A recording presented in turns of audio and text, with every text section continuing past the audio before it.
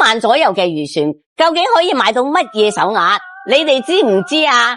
咁我呢手貨就係準備俾廣州番禺嘅陳小姐，佢買3條手鐲，分別係俾個女同新抱，仲有一條係俾自己噶。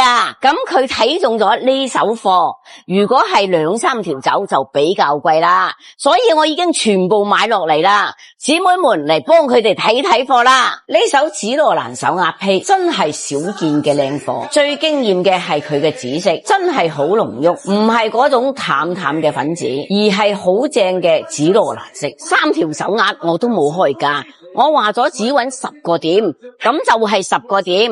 做人要講誠信，生意先會長久。你哋話係唔係啊？好啦，唔講咁多啦，我馬上去起貨先。